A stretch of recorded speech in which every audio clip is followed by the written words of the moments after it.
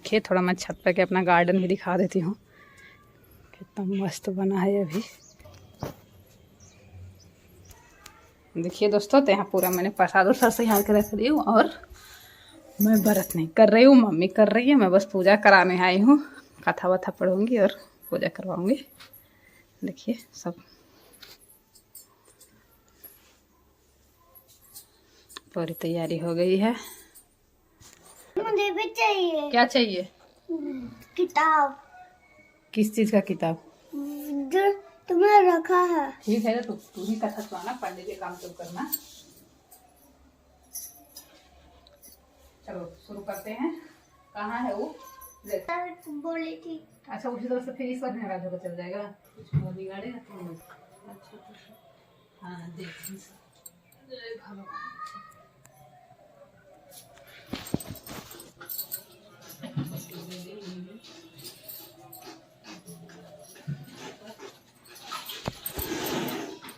जगह में है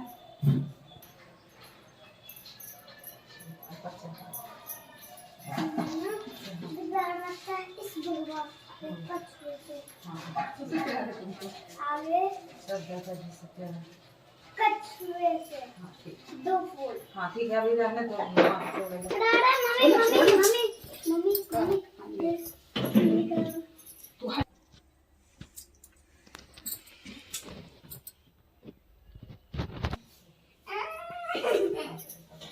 खा लूंगी मैं, सच में खा लूंगी। पचमा वाला पैसा दे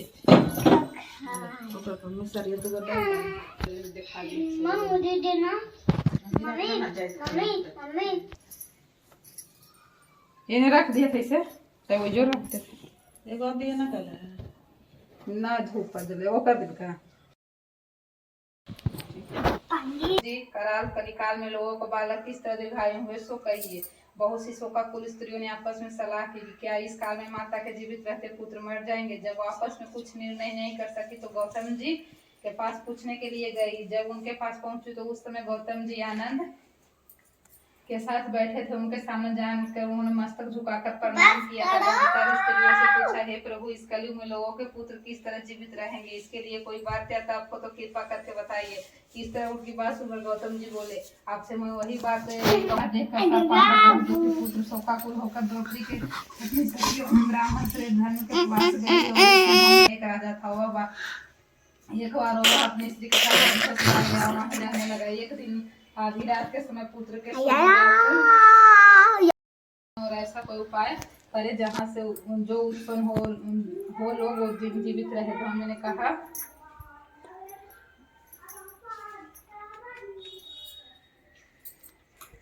प्रदान देकर स्वयं अमृत लाने के लिए नागकोल चले गए। वहां से अमृत लाकर उन्हें उन मरे हुए मनुष्य को हड्डियों पर बैठाया। ऐसा करने सब लोग जीवित हो गए जिनको पहले गरुड़ ने खाया था। और राजा के त्याग और गरुड़ कृपा वहां वालों की बहुत कष्ट दूर हो गया। उस समय राजा के शरीर की शोभा दुनी हो गई। राजा की देवता देखकर गरुड़ ने फिर कहा, मैं संसार में कल्याणार्थ एक वरदान दूंगा। आज आश्विन कृष्ण सप्तमी तिथि है। आज ही तुमने यहाँ की प्रजा को जीवन अच्छा बचा जैसे मेरा बेटा रहता था। कौन बेटा? गणेश नहीं, दीपक प्रकाश और दीपक मेरे भाई है।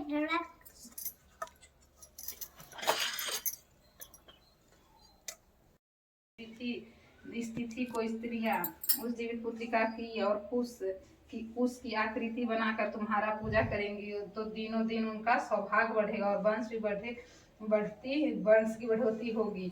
हे महाभाग, इस विषय में विचार करने की आवश्यकता नहीं है। हे राजन, सप्तमी से रहित उदया तिथि को अष्टमी को व्रत करें। यानी सप्तमी विधि अष्टमी जिस दिन हो उस दिन व्रत न कर शुद्ध अष्टमी को व्रत करें और नवमी में पारण कर। यदि इस पर ध्यान न दिया गया तो फल नष्ट हो जाएगा और सौभाग्य तो अवश्य ही नष्ट हो जाएगा।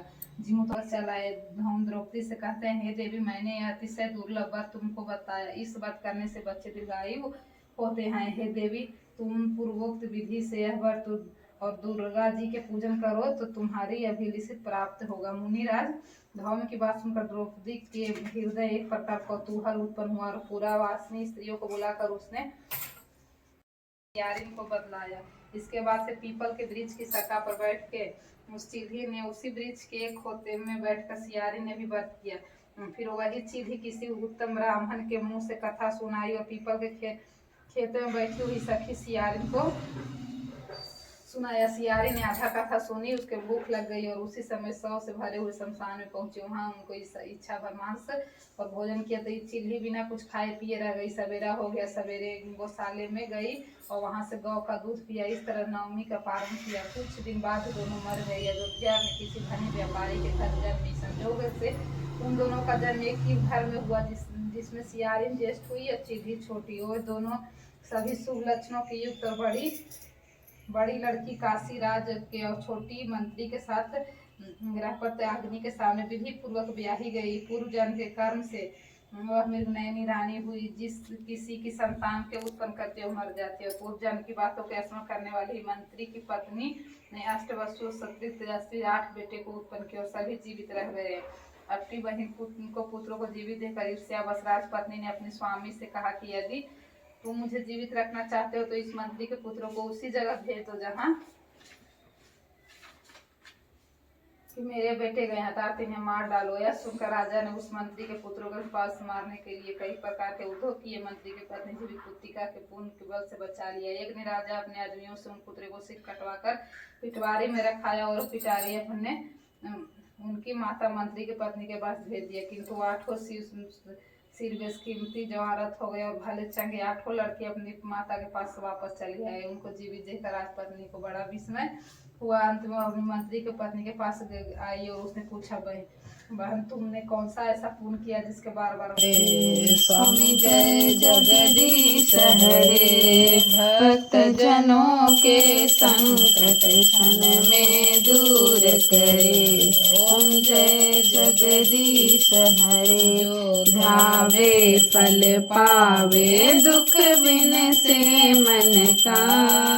सुख संपत्ति घर आवे, कष्ट पूर्ण परमात्मा तुम अंतर्यामी।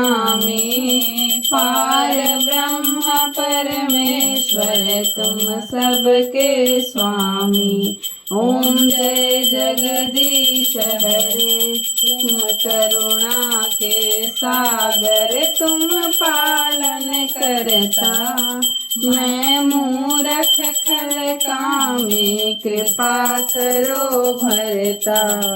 ओम जय जगदीश हरे, तुम हो एक अगोचर सब। लड़का पहनता है बेटा, ये लड़कियों का हूँ। हाँ? मैं लड़का हूँ। एक राखी बना ऐसे लगा तो कहोगा मम के बेटा यहाँ नहीं है तो आप ही पहनोगे, पहन लो।